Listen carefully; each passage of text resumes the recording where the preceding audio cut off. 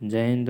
Target SSC GD में आपका स्वागत है। मैंने अभी तक ले 5 वीडियो अपलोड कर दिया है। प्रीवियस ईयर क्वेश्चन जो भी मैं सेट करा रहा हूँ ये रुक्मणी प्रकाशन का, इसको 5 गो वीडियो मतलब अपलोड कर दिया। ये 6ठा वीडियो है मेरे क्लास का प्रीवियस ईयर क्वेश्चन का। आइए इसको देखते हैं। 21 नंबर क्वेश्चन से कह रहा है कि प्रधानमंत्री नरेंद्र मोदी ने कहाँ पर भारत के पहले भूकंप स्मारक स्मृति वन राष्ट्र को समर्पित किया है। तो आंसर हो जाएगा कच्छ। इसका हो जाएगा कच्छ। अब थोड़े इनके बारे में, नरेंद्र मोदी के बारे में जान जाते हैं।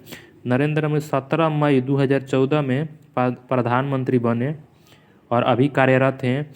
ये 14वें नंबर के, ये कितने नंबर के प्रधानमंत्री हैं? 14वें नंबर के प्रधानमंत्री हैं नरेंद्र मोदी। इनसे पहले 13वें नंबर के कौन थे? तो मनमोहन सिंह थे। इनके पहले कौन थे? मनमोहन सिंह। अब देखो ये कच्छ के रण कहाँ है? कच्छ के रण की बात करें तो यह गुजरात में है। कहाँ है? गुजरात में है। कच्छ के रण जो है गुजरात में है। अब देखो ये पूरी तरह से कच्छ की रण जो है ना दलदली क्षेत्र है। एक नदी का आपने नाम सुना होगा, लूनी नदी। ये कच्छ के रण में जाके विलीन हो जाती है, कच्छ के रण में। तो क्वेश्चन पूछता है ना कौन सी रण नदी जो है ना वो कच्छ की रण में विलीन हो जाती है, तो लूनी नदी होगा। क्योंकि जो लूनी नदी है ना समुद्र में मिलती है ना खाड़ी में मिलती है, अपने कच्छ के रण में ही जाके विलीन हो जाती है। तो इसका 21 का नंबर आंसर क्या हो जाएगा? बी हो जाएगा। 2022 नंबर क्वेश्चन देखते हैं। 2023 में स्ट्रीट चाइल्ड क्रिकेट विश्व कप के मेजबानी कौन सा देश करेगा? तो इसका आंसर नंबर ए होगा। निम्नलिखित में से कौन सी सरकार 100% पेपरलेस होने वाली विश्व की पहली सरकार बन गई है? तो आंसर हो जाएगा डी, यानी कि दुबई। अब इसके बारे में समझते हैं पेपरलेस है क्या। मतलब पेपरलेस कहने का मतलब है ना दोस्त कि उसमें कागज़ का यूज ना किया जाए, यानी कि पूरी तरह से कंप्यूटराइज सिस्टम हो गया है। मतलब कागज़ की एक भी मतलब कहीं चिट्ठा ना दिखे। मतलब हर जगह जितने भी कल कारखाना है जिसमें सरकारी हो गया ना, वकील हो गया, एफिडेविट जैसे हम लोग बनाते हैं, ये कोई भी मतलब कागज़ पे नहीं देखा। अब सब कंप्यूटराइज हो गया। अपना डाटा उसमें अपना ऐड किया, तुरंत खोला, पूरा बायोडाटा आपका निकल जाएगा। तो ऐसे सरकार को मतलब पेपरलेस बोलते हैं। भारत की बात करें तो भारत में पहला राज्य नागालैंड बन गया है पेपरलेस सरकार। मतलब नागालैंड में भी पेपरलेस सरकार बन गया है। मतलब सभी सिस्टम कंप्यूटराइज सिस्टम हो गया। तो इसका आंसर डी हो जाएगा। अब देखो इसमें बार्लिन है जर्मनी की राजधानी है, मास्को रूस की राजधानी है, रूस सबसे बड़ा क्षेत्रफल वाला देश है। न्यूयॉर्क अमेरिका में है, यूनिसेफ का मुख्यालय न्यूयॉर्क है, संयुक्त राष्ट्र संघ का मुख्यालय भी न्यूयॉर्क होता है, जो 24 अक्टूबर 1945 का स्थापना हुआ था। ठीक है। अब ये 24 नंबर क्वेश्चन देखते हैं। 17 से 20 अक्टूबर 2020 तक अंतर्राष्ट्रीय सौर गठबंधन ISA की 5वीं सभा असेंबली का आयोजन कहाँ किया गया? तो नई दिल्ली इसका आंसर हो जाएगा। अब 25 नंबर क्वेश्चन देखते हैं। जब बर्फ़ पिघलता है तब, तो जब बर्फ़ पिघलता है तो उसका आयतन घटता है। अब देखो घनत्व बराबर होता है द्रव्यमान बटा आयतन होता है। तो देखो अब एक चीज़ समझो, जब बर्फ़ पिघलता है ना तो उसका आयतन घटता है और उसका घनत्व बढ़ता है। जैसे आपने सुना होगा कि जो नल के पाइप होते हैं ना ठंडी के दिनों में, उसकी पाइप फट जाती है। तो जब देखो जो होता है ना पानी, वो जब बर्फ़ के रूप में लेता है ना तो उसकी आयतन बढ़ती है, जिसके चलते वो पाइप फट जाता है। तो अगर बर्फ़ जमता है तो उसका आयतन बढ़ता है, और जब बर्फ़ पिघलता है तो उसका आयतन घटता है। अब देखो 4 डिग्री सेल्सियस पर पानी का घनत्व अधिकतम होता है और आयतन कम होता है। ये चीज़ भी याद रखना। उसके बाद पूछता है क्वेश्चन कि बर्फ़ का मतलब कितना भाग, जब बर्फ़ तैरता है ना तो पानी के कितना भाग पर मतलब ऊपर रहता है? तो 1/10 भाग। तो 1/10वां भाग याद रखना ऊपर रहता है बर्फ़ पानी के। उसके बाद यहाँ देखते हैं 26 नंबर क्वेश्चन। औरंगजेब के मृत्यु के समय मराठा नेतृत्व किसके हाथों में था? तो आंसर हो जाएगा ताराबाई। अब देखो पहले इसके बारे में समझ जाते हैं। मराठा साम्राज्य के जब संभाजी का जब हत्या हुआ ना और शाहजू को घेराबंदी कर लिया गया, जब उसको अरेस्ट कर लिया गया था ना, तब जब अरेस्ट कर लिया तो उसका मराठा साम्राज्य का नेतृत्व करने आ गए कौन? राजाराम। राजाराम 1789 ईस्वी में मराठा साम्राज्य का नेतृत्व किया। उसके बाद 1700 ईस्वी में इनकी हत्या कर दी जाती है। हत्या करने के बाद ये विधवा बन जाती है कौन? ताराबाई। अब शाहजी शिवाजी द्वितीय के संरक्षक बन जाती है। शिवाजी द्वितीय के संरक्षक कौन बन जाती है? ताराबाई। अब ये 1707 ईस्वी में शाहूजी जो था ना वो फिर रिटर्न आता है और शिवाजी द्वितीय को पराजित करके फिर गद्दी पे बैठ जाता है। तो ये इसको शिवाजी द्वितीय को पराजित कौन किया था? तो शाहूजी किया था। अब जीजाबाई शिवाजी के माता का नाम था। तो इसका आंसर मतलब 26 का डी हो जाएगा। लोकसभा और राज्यसभा का संयुक्त बैठक किसके द्वारा आहूत की जाती है? तो देखो राष्ट्रपति के द्वारा।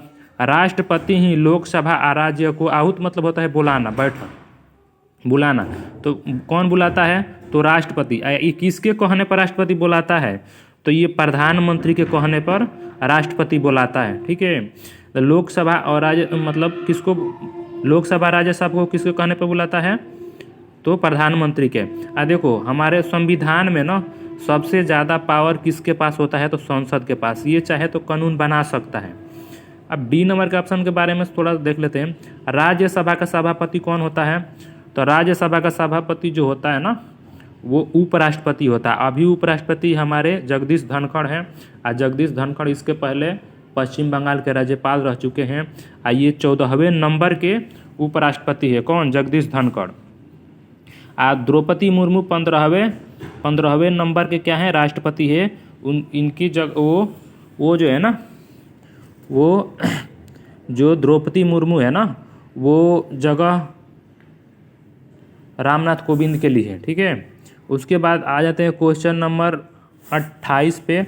28 का एमनेस्टी इंटरनेशनल एक विश्वव्यापी संगठन है जिसका कार्यक्षेत्र है। तो इसका हो जाएगा सी नंबर ऑप्शन, मानवाधिकार। देखो मानवाधिकार जो ह्यूमन राइट्स होते हैं 10 दिसंबर को मनाया जाता है। इसकी गठन 1961 में होती है लंदन में। लंदन ब्रिटेन की राजधानी है। यहाँ का मुद्रा का नाम है लंदन का पाउंड। यहाँ का संसद का नाम है पार्लियामेंट। ठीक है। तो इसका आंसर कौन सा हो जाएगा? इसका आंसर जो हो जाएगा ना आंसर सी हो जाएगा। उसके बाद ओजोन परत किन विकिरणों को रोकती है? तो पाराबैंगनी किरणों को। पाराबैंगनी किरणों को रोकती है कौन सी? तो ओजोन। देखो अब ओजोन मतलब देखो मंडल की बात करें तो 5 मंडल होते हैं। कौन कौन से? पहला होता है क्षोभ मंडल, सप्ताप मंडल, मध्य मंडल, आयन मंडल और उसके बाद लास्ट वाले को बाह्य मंडल होते हैं। क्षोभ मंडल में ना दोस्त, क्षोभ मंडल में जो होता है ना सभी मौसमी घटनाएं होती है। जैसे बारिश को, बिजली को गरजना, बारिश होना, आंधी तूफान आना, सब ये क्षोभ मंडल में होता है। उसकी बात करें समताप मंडल में तो समताप मंडल बहुत साफ होता है। इस मंडल में हम लोग जैसे जहाज़ें उड़ती है ना तो ये मौसम साफ होने के जिसमें उड़ाया जाता है जहाज़। उसके बाद से अब जो सॉरी दोस्त, ओजोन परत जो किन विकिरणों को मतलब रोकती है? तो मतलब ये आंसर सही हो गया। उसके बाद कर आयन मंडल रेडियो से संबंधित है। बाह्य मंडल सबसे लास्ट वाला मंडल है। और पराबैंगनी किरणों, जो पराबैंगनी किरणों होती है ना इसकी जो क्षमता होती है ना वो 6200 एंगस्ट्रम से लेके 7800 एंगस्ट्रम के बीच होती है। तो ये 29 नंबर क्वेश्चन का ऑप्शन डी हो जाएगा। 30 नंबर क्वेश्चन के बारे में देखते हैं। खाद्य पदार्थों को संरक्षित करने के लिए मतलब रसायन का प्रयोग किया जाता है। तो इसमें हो जाएगा बेंजोइक एसिड। कौन सा हो जाएगा? Benzoic acid. अब देखो एक निश्चित तापमान पर किसी भी पदार्थ को मतलब उसको रखते हैं ना तो एक नियत समय तक मतलब ठीक रहता है। तो इसका ये भी आचार हो जाएगा ना, जैसे संरक्षण करने के लिए उसको बेंजोइक एसिड का मतलब किया जाता है। ठीक है। अब कास्टिक सोडा का सूत्र NaOH होता है, सोडियम का NaCl होता है। उसके बाद अब देखते हैं क्षुद्र पट्टी निम्नलिखित में से कौन किनके बीच पाए जाते हैं? तो देखो मंगल और बृहस्पति के बीच क्षुद्र ग्रह पाए जाते हैं। किसके बीच? ऑप्शन नंबर सी हो जाएगा 31 का। मंगल और बृहस्पति के बीच क्षुद्र ग्रह पाया जाता है। देखो क्षुद्र ग्रह जो होता है ना इसकी कोई पैटर्न नहीं होती है, ये किधर से भी किधर घुस जाते हैं। तो जैसे एक बार की बात, जैसे महाराष्ट्र में एक लोनार झील है तो ये क्षुद्र ग्रह के पृथ्वी से टकराने से जो गिरा था ना तो वहाँ पे गर्त का निर्माण किया जिसके चलते वहाँ लूनार झील है। तो क्षुद्र ग्रहों के टकराने से या चाहे उल्का पिंड भी पूछ ला, उल्का पिंड से निर्माण झील कौन सा है? तो लोनार झील महाराष्ट्र में है। तो इसका आंसर सी हो जाएगा। कह रहे कोणार्क मंदिर किस देवता से संबंधित है, तो सूर्य देवता से। कोणार्क मंदिर को ब्लैक पैगोडा के नाम से जाना जाता है, ये उड़ीसा राज्य में है। अब देखो एक होता है मारतंड का सूर्य मंदिर जम्मू कश्मीर में है, मोढेरा का सूर्य मंदिर पूछेगा तो गुजरात में है, देव मंदिर पूछेगा सूर्य का मंदिर कहाँ है, तो बिहार औरंगाबाद में है। उसके बाद निम्नलिखित में से किस राज्य में तीनों अंतर्राष्ट्रीय सीमा स्पर्श करती है, तो देखो ये मतलब यहाँ से गोवा हो जाता है ना, इसे गोवा। इधर देखो इधर आ जाता है भूटान, इधर आ जाता है नेपाल, इधर आ जाता है आपका नेपाल, और ऊपर आ जाता है ये चाइना। तो ये सिक्किम हो जाएगा इसका आंसर। मतलब सिक्किम जैसे राज्य है ना जिसके 3 अंतर्राष्ट्रीय सीमा स्पर्श करती है देशों की। उसके बाद प्रकंद की बात करा, 34 नंबर क्वेश्चन। 34 में प्रकंद का एक उदाहरण है तो अदरक होता है। अदरक और हल्दी का हम लोग प्रकंद एक मतलब ये प्रकंद का उदाहरण है, ठीक है। गाजर जो होता है ना ये जड़ का होता है। जैसे देखो ताना वाला ये अदरक जो होता है ना, हल्दी ये ताना वाला फसल होता है। ताना में आलू आता है, आलू को हम लोग ताना खाते हैं। अब देखो ये 35 नंबर क्वेश्चन है, कह रहा है किसी अर्थव्यवस्था में यदि ब्याज की दर को घटाया जाता है तो वो होगा। देखो अर्थव्यवस्था न्याय में व्यय की बढ़ेगी, मतलब अर्थव्यवस्था में निवेश व्यय को बढ़ाएगी, ये ऑप्शन सी होगा। अब इसके बारे में समझते हैं, मतलब ये है का जैसे दोस्त हो गया आरबीआई, जैसे दोस्त मतलब आरबीआई बैंक हो गया। जैसे कि अब आरबीआई बैंक हो गया तो अपना ब्याज दर को कम कर, जैसे 10% पर मतलब दे रही थी ब्याज, मतलब 10 अगर अपना कर्ज वो दे रही है ना तो 10% का इंटरेस्ट ले रही थी। उसने क्या किया कि अपना ब्याज जो रेट है ना उसको 1% कर दिया। तो जब 1% कर दिया तो सिंपल सी बात है वो अपना ब्याज ज़्यादा उसका बढ़ा, क्योंकि लोग ज़्यादा उसको लेगा क्योंकि ब्याज कम ले रहा है। तो इस सिचुएशन में ब्याज बढ़ेगा। अगर जैसे 10% से 20% कर दिया ना तो ब्याज कम हो जाएगा। तो ये बात समझ में आया, तो 35 का आंसर सी होगा। अब उसके बाद कह रहा है कि भारत में अशोक चक्र नीचे उत्कीर्ण भारत की राष्ट्रीय आदर्शिकता सत्यमेव जयते लिया गया है, तो इसका हो जाएगा आंसर डी नंबर, मंडो उपनिषद से लिया गया है। अब इधर क्वेश्चन थोड़ा सा बच गया है, इसको देख लेते हैं। अब ये कह रहा है कि भारत के सबसे ऊंचा जलप्रपात कौन सा है, किस राज्य में है, तो ये आंसर हो जाएगा कर्नाटक आंसर हो जाएगा। अब देखो कौन से है, तब गरसोपा जलप्रपात या जोग गरसोप जलप्रपात इसको नाम से जाना जाता है। इसका नाम चेंज हो गया है, महात्मा गांधी जलप्रपात के नाम से भी जाना जाता है। देखो ये भारत का सबसे ऊंचा जलप्रपात है, इसका नाम है जोग गरसोपा, शरावती नदी पे स्थित है ये जलप्रपात। अब दुनिया की बात करेगा ना सबसे बड़ा जलप्रपात कौन सा है, तो वेनेजुएला में है एंजिल जो है ना उसका नाम है एंजिल, ठीक है। तो दुनिया का सबसे बड़ा जलप्रपात कौन है, एंजिल जलप्रपात, जो कहाँ है, वेनेजुएला में है। उसकी ऊंचाई जो है ना उसकी ऊंचाई 979 मीटर है। आइए कर्नाटक में शरावती नदी पे है जो गरसोपा जलप्रपात, इसकी ऊंचाई 255 मीटर है। अब देखो 38 नंबर क्वेश्चन कह रहा है कि खतरे के संकेत के लिए लाल प्रकाश का प्रयोग क्यों किया जाता है। तो देखो लाल प्रकाश का प्रयोग किस लिए किया जाता है ना, क्योंकि इसका प्रकीर्णन सबसे कम होता है, सबसे कम प्रकीर्णन होगा तो सबसे दूर तक दिखाई देगा, इसलिए इसका प्रयोग किया जाता है लाल रंग का। देखो ये अपना बैगनी जो रंग होता है ना, बैगनी, इसका प्रकीर्णन सबसे ज़्यादा होता है। तो सबसे ज़्यादा प्रकीर्णन ज़्यादा होगा तो उसका तरंगदैर्घ्य कम होगा, और जिसका प्रकीर्णन कम होगा उसका तरंगदैर्घ्य ज़्यादा होगा। तो लाल का तरंगदैर्घ्य ज़्यादा होता है, बैगनी का तरंगदैर्घ्य कम होता है।